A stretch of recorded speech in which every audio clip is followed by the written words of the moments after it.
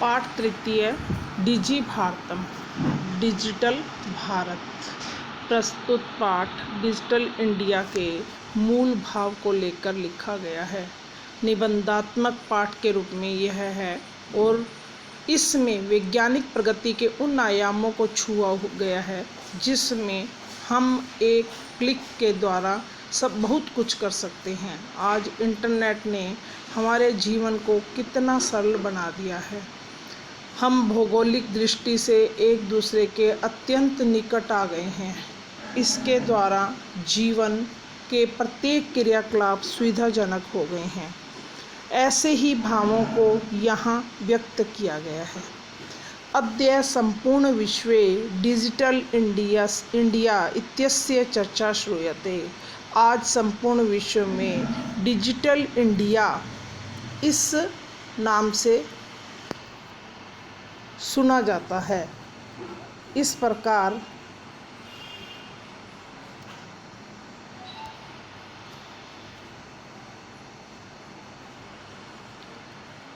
अस्य पदस्य कः भावः इति मनसि जिज्ञासा उत्पद्यते।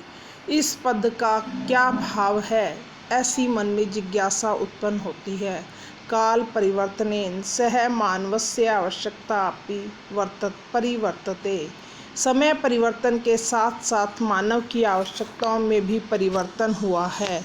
प्राचीन समय में ज्ञानस्य आदान प्रदानम मौखिकम आसीत्। ज्ञान का आदान प्रदान मौखिक रूप से होता था। विद्या च श्रुति परंपराया गृह्यते स्म। विद्या को श्रुति यानी सुनने की परंपरा से ही प्राप्त किया जाता था। अनंतरम तालपत्रोपरि भोजपत्रोपरि च लेखन कार्यम आरब्धम। और इस प्रकार जो प्राचीन काल में उसके पश्चात तालपत्र और भोजपत्र पर लेखन का कार्य आरंभ हुआ। परिवर्तिनी काले परिवर्तित होते हुए समय में कर्गदस्य लेखन्या च आविष्कारेण सर्वेषां मनोगतानां भावानां कर्गदोऽपि लेखनम प्रारब्धम। और इस प्रकार कागज़ के आविष्कार के पश्चात कागज़ पर लिखने के साथ साथ इस आविष्कार के साथ साथ सभी के मनों के भावों को भी लिखा गया, यानी कागज़ के ऊपर लिखना प्रारंभ कर दिया गया। टंकन यंत्रस्य आविष्कारेण तु लिखिता सामग्री टंकिता सती बहुकालाय सुरक्षिता अतिष्ठत। टंकन यंत्र के द्वारा यानी जो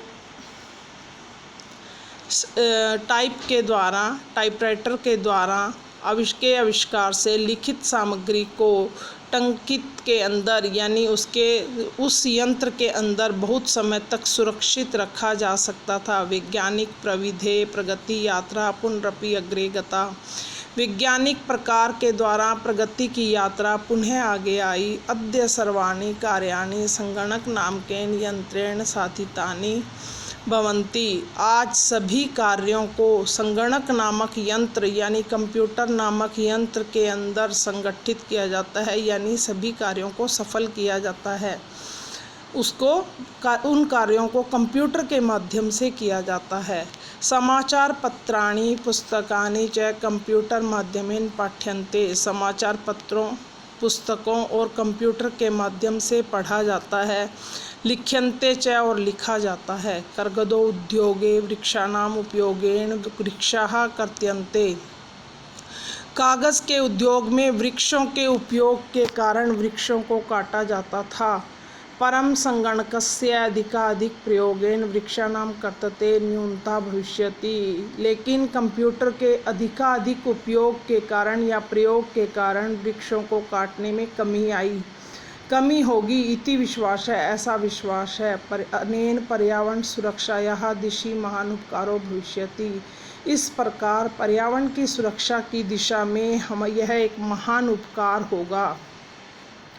अधुना आपणे वस्तु कार्यार्थम रूप्यकाणाम अनिवार्यता नास्ति। आज अधुना मतलब अब आपणे वस्तु कार्यार्थम क्रियार्थम यानी कि बाजार में वस्तुओं को खरीदने के लिए रुपयों की अनिवार्यता नहीं है। डेबिट कार्ड, क्रेडिट कार्ड इत्यादि सर्वत्र रुपये का नाम स्थानम गृहीतवन्तः। डेबिट कार्ड और क्रेडिट कार्ड इत्यादि के द्वारा सभी जगह रुपयों का स्थान ले लिया है। वित्तकोशस्य बैंकस्य च अपि सर्वाणि कार्याणि संगणकयंत्रेण सम्पाद्यते। बैंकों में भी सभी कार्यों में कंप्यूटर के द्वारा ही संपादित किया जाता है। बैंकों का सभी कार्य कंप्यूटर के माध्यम से ही संपन्न किए जाते हैं। बहुविधा अनुप्रयोगा मुद्राहीनस्य विनिमयाय सहायका भवन्ति। और इस प्रकार अनेकों प्रकार के अनुप्रयोग यानी एप्लीकेशंस मुद्राहीन ऐप जो ऐसे बन गए हैं जो बिना पैसे के विनिमय से यानी लेन देन से में सहायक हैं यानी कैशलेस ट्रांजैक्शन होने लगा है। कुत्रापि यात्रा करणीया भवेत्, कहीं भी यात्रा करनी हो, रेल यात्रा पात्रस्य वायुयान यात्रा पत्रस्य अनिवार्यता अद्य नास्ति। चाहे वो रेलयान की यात्रा हो और या वायुयान की यात्रा, उसमें पत्रों की यानी कि उसमें टिकट की अति आवश्यकता आज नहीं है। सर्वाणि पत्राणि अस्माकं चल दूरभाषयंत्रे ईमेल इति स्थाने सुरक्षितानि भवन्ति।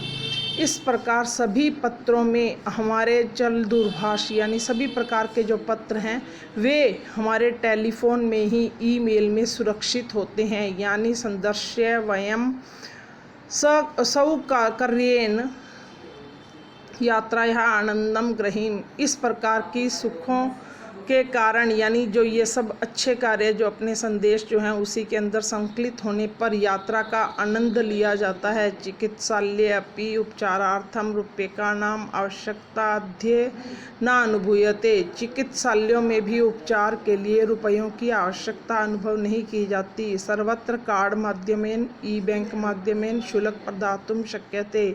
सभी स्थानों पर कार्ड के माध्यम से ई बैंक के माध्यम से शुल्क प्रदान किया जा सकता है। तत्दिनम नाति दूरम, ऐसा दिन दूर नहीं है। तदा यदा जब वयम हस्ते एकमात्रम चल दूरभाष यंत्रम आदाय सर्वाणि कार्याणि साधितुम समर्थः भविष्यामः। वह दिन दूर नहीं जब हम हाथ में एकमात्र चल दूरभाष यंत्र यानी टेलीफोन में ही सभी कार्यों को संपन्न कर सकेंगे या कर सकने में समर्थ होंगे। वस्त्र पुटके रुपये का नाम आवश्यकता ना भविष्यति। जेब में या वस्त्रों की जो जेब बनी हुई होती है उसमें रुपयों की आवश्यकता नहीं होगी। पासबुक चेकबुक इत्यन्यों आवश्यकता न भविष्यति। पासबुक और चेकबुक की भी इस प्रकार की कोई आवश्यकता नहीं होगी।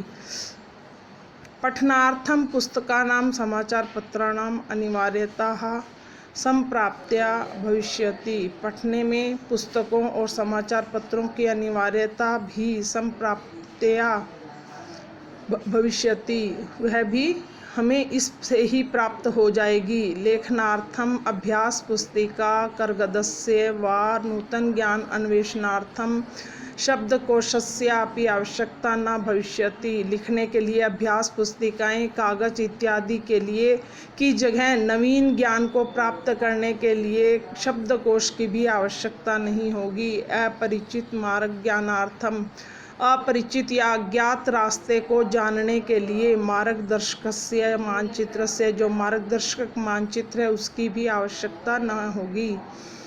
एतत् सर्वम एकेन एव यंत्रेण कृतुं शक्यते। इस प्रकार एक ही यंत्र के द्वारा यह सब कुछ किया जा सकता है। शाकादि क्रियार्थम क्रयार्थम फल क्रयार्थम विश्राम गृहेषु कक्षं सुनिश्चितं कृतुं चिकित्सालये वसशुल्कं प्रदातुं विद्यालये महाविद्यालये च अपि शुल्कं प्रदातुं किं बहुना दानम् अपि दातुं चल दूरभाष यंत्रम एव अलम।